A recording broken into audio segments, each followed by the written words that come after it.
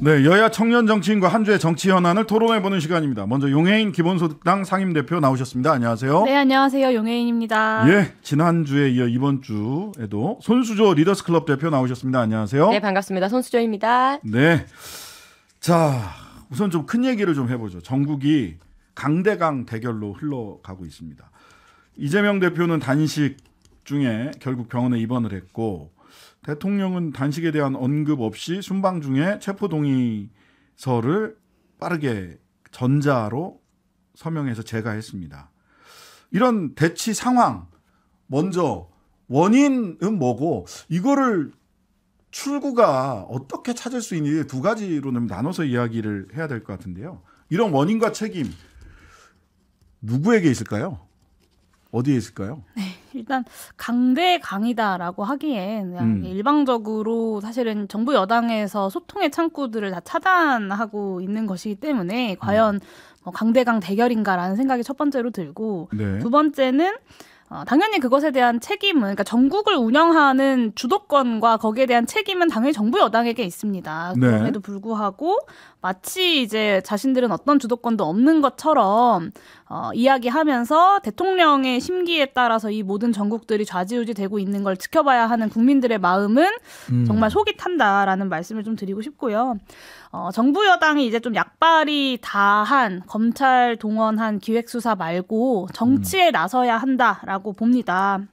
사실 사상 초유의 일도 한 두세 번 겪다 보면 또 익숙해지기 마련인데, 네. 구글 트렌드 분석을 한 결과 그 이재명 대표의 검찰 출석에 대한 사람들의 관심이 네. 그 예전에 처음에 비해서 한 4분의 1 수준으로 떨어졌다고 해요. 그러니까 검색량이 네. 줄어든 네. 거죠.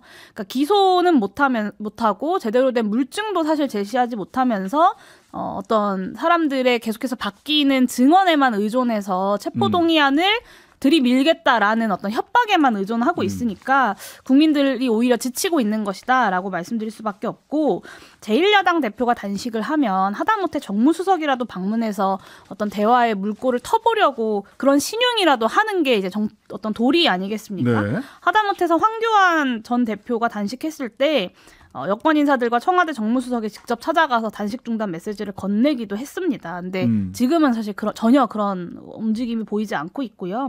이 검찰 동원한 기획수사 말고 정치를 할 수 있다라는 걸 윤석열 대통령이 좀 증명하셔야 된다고 봅니다. 네, 뭐 강대강 네. 대결이라기보다는 전국 운영에 어쨌든 최종적인 책임은 정부 여당에 있기 때문에 네. 정부 여당의 소통 단절이 원인이다. 네, 그렇게 보실 수도 있는데요. 조금 시야가 달라요. 시각이 다른데 일단 강대강 대결. 전 대결이라고 일단 보지를 않아요. 지금 이거는 뭔가 정부 여당과 이재명 제1야당의 정치적인 뭔가를 목숨 건 대결이라기보다는 그냥 이재명 그 본인에 대한 사법 리스크를 저지하기 위한 그 개인의 단식, 굉장히 개이한 단식이라고 저는 보는 시각이기 때문에 네. 단식을 한다고 해서 이 사법적인 시스템이 정지된다는 것은 오히려 있을 수 없는 것이고 그것이 특권이다. 저는 이렇게 생각을 해요. 조금 시각이 다르죠. 예. 그렇기 때문에 이 원인과 책임을 굳이 따지자면 자, 이재명 본인의 이 리스크였어요. 근데 이게 지금 민주당의 리스크까지 이어가고 있어요. 손절이라는 말 아시죠? 조금 뭔가 개인의 문제가 있고 하면 공당은 그 개인을 손절하는 것이 맞습니다. 그것이 공당인데 지금은 이재명 개인의 사법 리스크가 민주당 전체의 사법 리스크처럼 이렇게 오히려 번져져서 이 손절을 시키지 못하는 민주당 공당의 그 문제가 저는 가장 크다고 보고요. 지금 민주당에서 지금 일부 극렬 지지라고 고 있는 개딸 그분들이 지금 뭐 한다고 하고 있습니까? 이 체포동의안에 대해서 가결인지 부결인지 이거에 대해서 의원들한테 다 문자 보내보고 답 안 오는 사람은 다 공개를 해가지고 좌표 찍어가지고 막 문자 폭탄 보내고 한다는 거 아닙니까? 이것이야말로 정치의 실정이고 잘못된 정치의 형태인 것이죠. 그렇기 때문에 원인과 책임을 찾자면 저는 굳이 이 민주당 공당의 문제가 일단 있다고 생각을 하고요. 이것을 윤석열 대통령이 마치 가야 되고 김기현 대표가 가야 되고 할 이유가 도저히 뭐가 있습니까? 단식을 왜 하는데요? 정치적 아젠다가 아닌데요. 네. 이렇게 조금 시각이 다릅니다. 저는. 자, 단식을 떠나서요. 그러면 이재명 대표가 단식 안 했으면은 또는 이재명이 대표가 아니면 야당 대표랑 만납니까? 대통령께서?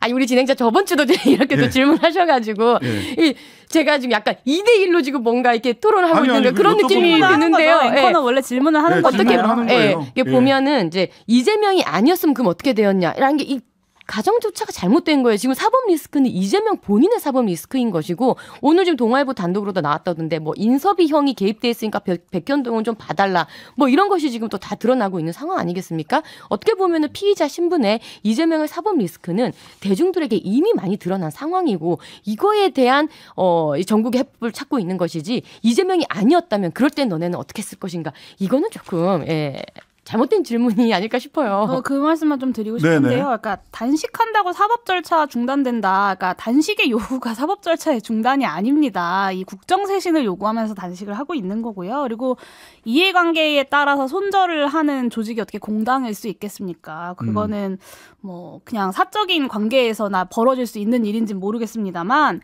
공당은 손절이 아니라 원칙을 지켜야 하는 것이라고 말씀드리고 싶고요. 그리고 동아일보 단독 기사 말씀하셨는데 사실 제가 국회의원이고 그 체포동의안 표결을 해야 되는 사람인데 아직까지 그 체포동의안을 제가 받아보질 못했어요. 왜냐하면 절차상 국회에 제출하면 본회의에 이제 보고를 하고 해야죠. 그러고 네. 나면 이제 의안정보 시스템에 등록이 되는데 네. 저도 아직 못 본 체포동의안의 그 구속영장 내용들이 동아일보, 중앙일보에서 단독을 달고 나온다.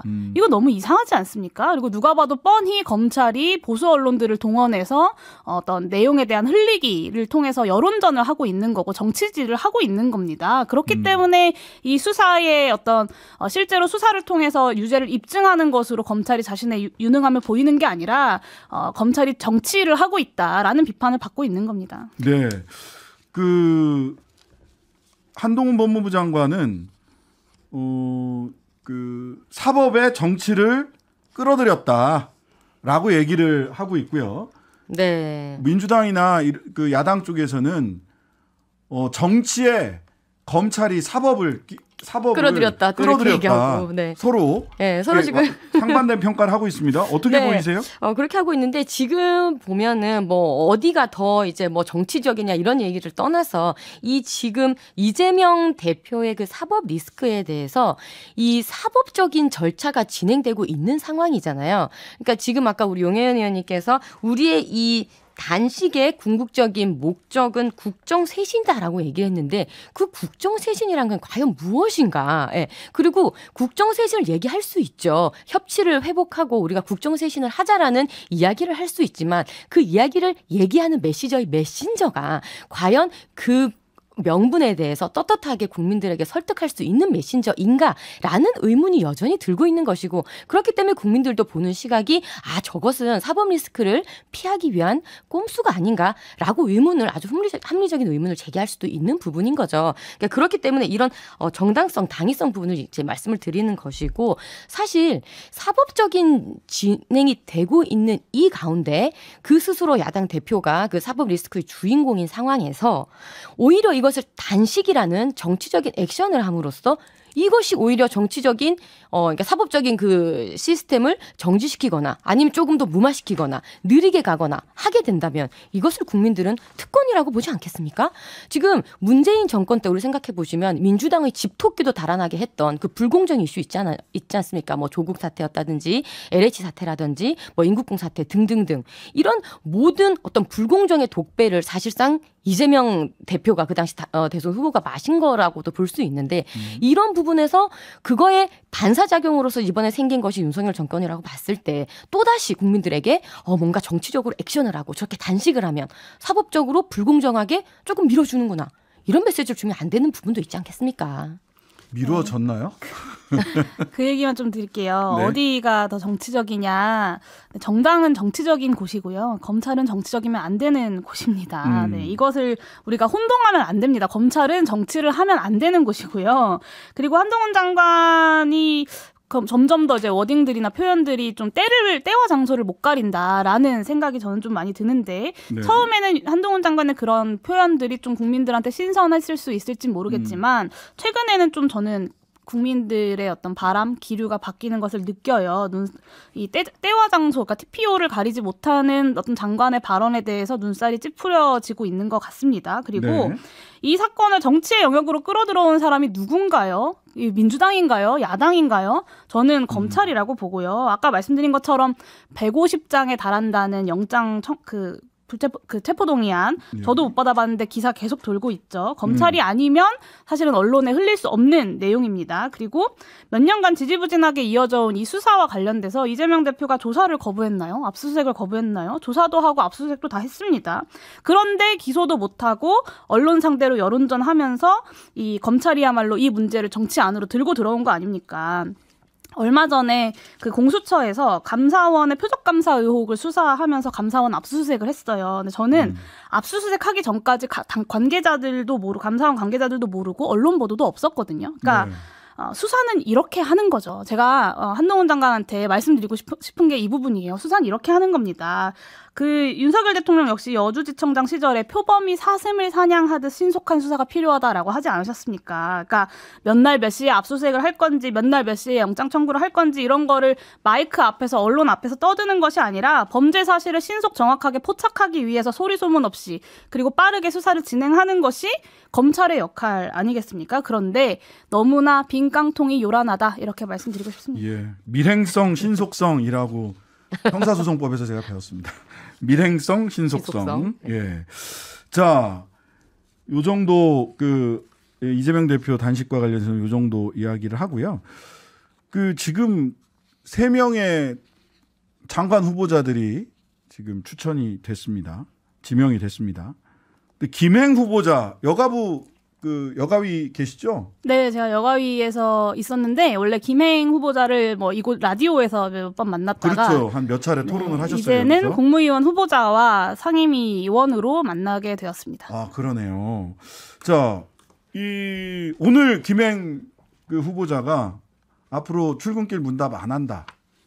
이렇게 딱 잘라버렸어요. 근데 첫 출근길에서는 언론 프렌들리한 장관 후보자가 되겠다 했었는데 오늘 가짜 뉴스 때문에 못하겠다 이렇게 얘기를 했는데 김행 후보자 의혹이 한두 가지가 아닌데 지금 쏟아지고 있는 이 김행 후보자 의혹 지금 여당 내에서는 어떻게 지금 보고 있습니까? 이제 저도 김행 의원님을 알아요. 2012년 때 이제 박근혜 대통령 비대위에 계셨잖아요. 저도 그때 활동을 했기 때문에 김행 의원님 개인적으로 알긴 아는데 네. 결국은 청문회 때 다 밝히겠다 이렇게 말씀을 하셨더라고요. 청문회 때 다 밝혀질 내용이다. 그때도 속속들이 다 이야기를 하겠다. 이렇게 말씀을 하신 걸로 보여지고요. 그래서 이 자리에서 제가 더 이상 어떻게 가타부터 얘기하는 건 오히려 더 불필요해 보이고 다만 이제 저도 이제 여당에서 이제 출발을 또 준비하는 사람이지 않습니까? 또 이런저런 얘기가 들리는데 이렇게 들었어요. 약간 김건희 여사와의 친분설 그거는 약간 헛발질인 것 같고 그거에 대해서는 별로 나올 얘기는 없고 그 외에 불거진 이런저런 회사에 대한 거, 경영에 대한 거, 주식에 대한 거 이런 부분들은 김행 의원께서 이제 청문회 때 일일이 다 이제 소명을 하시겠다. 그걸 기다리자. 이런 분위기입니다. 네, 어떻게 보고 계세요, 용 의원님? 네, 가짜 뉴스와의 전쟁을 선포하셨다 이런 기사를 봤는데 네, 그러셨더라고요 오늘. 첫 번째 2가지 말씀드리고 싶은데요. 첫 번째는 김행 후보자 스스로가 가짜 뉴스 이야기하면서 언론인 선배로서 이런 얘기도 하셨어요. 언론인 선배로서 부끄럽지 않으신지 저는 좀 되묻고 싶고 이 위키트리라는 곳이 문제가 많았던 곳입니다. 2019년에 한 연예인의 사망 이후에 나흘 동안 고인의 SNS 소식을 실시간으로 업로드하면서 73개의 기사를 썼던 곳이기도 하고 시민단체에서 가장 많이 가짜뉴스를 유포한 언론사로 이제 지적을 받은 곳이기도 합니다. 대표적인 이 옐로우 저널의 사례인데 여기에 대해서 본인의 어떤 공직자로서의 직을 잘 수행할 수 있는가 그것을 검증하는 과정에 대해서 가짜뉴스를 운운하는 것이 국민들 입장에서는 정말로 기가 차다라고 말씀드릴 수밖에 없고요.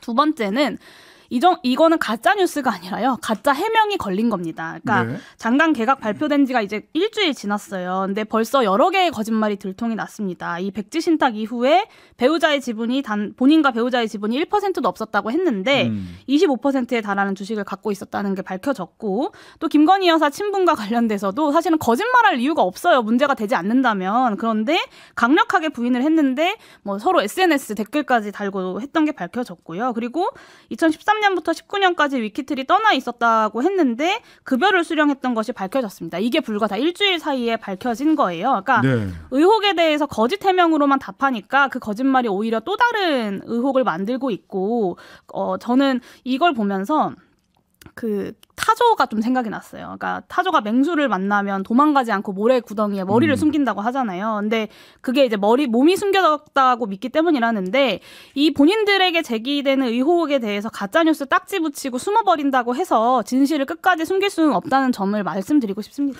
자, 여거이 차원에서 청문회 일정 등 협의는 좀 되고 있습니까? 아직 안 잡혔다 그러던데? 네, 원래 이제 내일 예정이 되어 있었는데 잘 안 됐고요. 그 무조건 국민의힘에서는 다음 주에 청문회 하자라고 이제 하고 있는 중입니다. 근데 사실은 청문회를 준비하기 위해서는 김행 후보자의 어떤 과거 지금 제기되고 있는 의혹들만 생각해도 여러 개를 이제 들여다봐야 하는데 물리적으로 다음 주에 청문회가 가능한가를 되묻지 않을 수가 없고요.